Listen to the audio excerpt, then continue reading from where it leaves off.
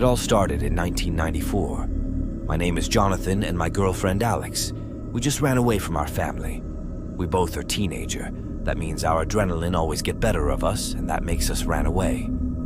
I took my dad's truck at night and drove to Alex's home. I signaled her with my flashlight, and she just roped down from her room window and hopped in the truck. I asked, "Did anyone saw you?" And she replied, "Nope, but I left my backpack in hurry." I told her, "No worry, I have enough for both of us." We drove out from our town and reached highway. At night, trees on the both sides of the road looked like Bigfoot reaching out his arms above his head. Alex said, "I am freezing." I told her there was a blanket in my bag. She took it out and covered herself. The road was too quiet and lonely. I tried to get a channel on my radio, but it was all static and scratchy sound. In between that sound, I hear some gibberish-like words. Alex got scared and turned off the radio. I don't blame her. Environment like this can make the bravest into a chicken. We were driving for 3 hours. When we got out of our home, it was 11:35 p.m. now. It's almost close to 3 a.m. A little far away, I saw a motel called Malsumis. I thought to myself that Alex is tired and so am I. I guess we should stay in this motel till morning. I drove into the parking lot. There isn't any car over there. I guessed we are their first and only customer. I shook Alex gently to wake her up. She must have fallen asleep on the road. We went to the front desk to ask for a key. The receptionist of the motel looks weird.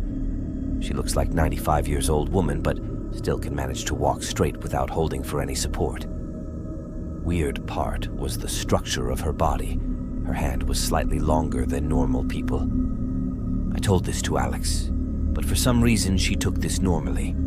That slightly gave me a tense, but I ignored the situation and asked for the key.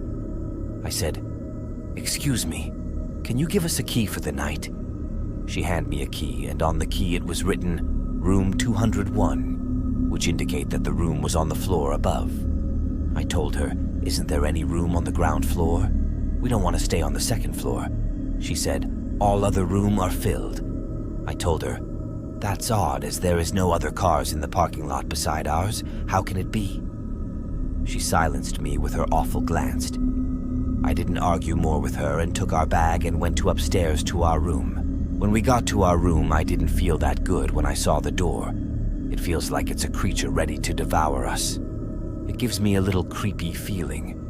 I told my feeling to Alex, but giving me surprise, she told me it's nothing, and I am being paranoid. She also acting differently tonight. Usually, she always support me with all the matter I share her, but this is most probably the first time she didn't support me at all.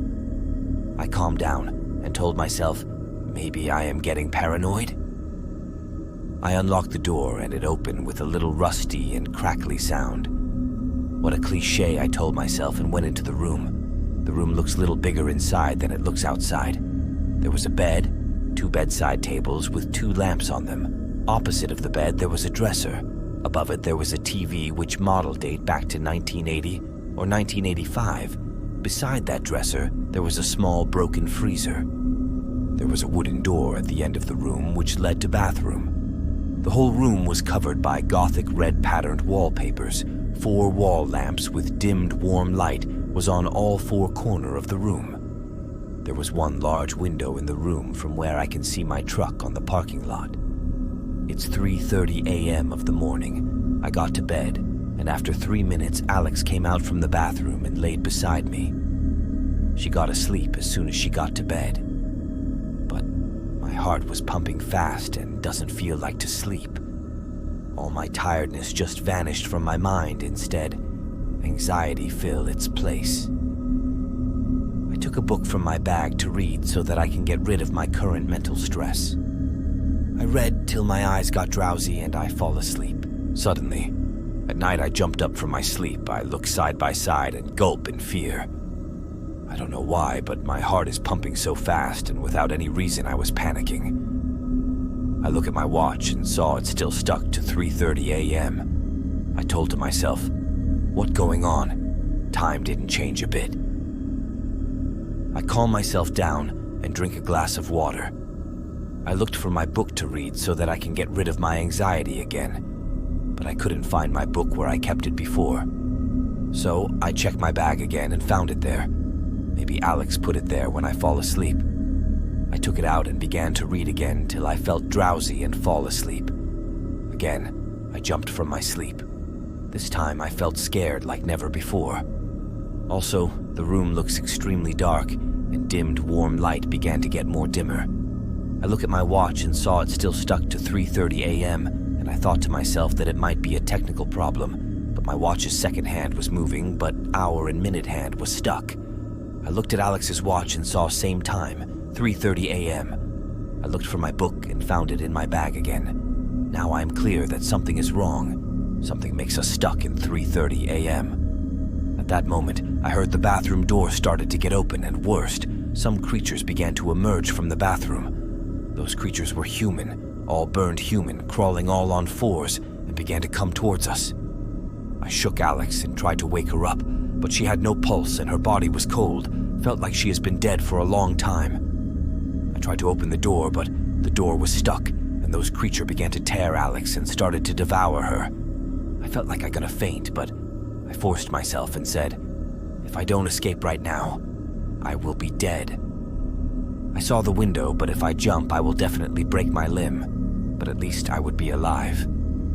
So I ran towards the window while those creatures began to catch me, but I managed to jump out and hit on the ground so hard that I got fainted. At morning, I opened my eyes.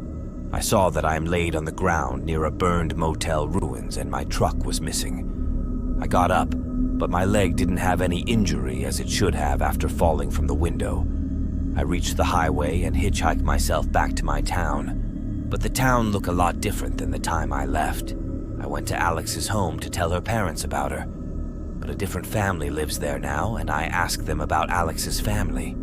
And they replied with something I wasn't ready to hear.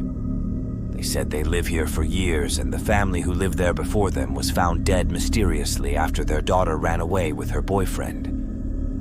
I was shocked and ran to my home. But my family is still here, and they asked me where I have been last night. But when they saw me that I was shivering in fear, they stopped asking me. I went to my room and saw the calendar. It was 2018. I was shocked again, how I travel from 1994 to 2018, while Alex's family member is long gone, and mine is still here alive and well. My head was spinning and my brain stopped working. Then I started to know about the motel Malsumis, but couldn't find anything about the place. But I did find a motel which was burned by some unknown reason at the middle of the night in 1994. No one survived, and the location is exact place when I found myself laying down fainted on the ground. And the name of the motel was not Malsumis, but Midnight Sun. Then I searched for the name Malsumis, and I couldn't believe what I found. Malsumis, the goddess of chaos in Abenaki culture,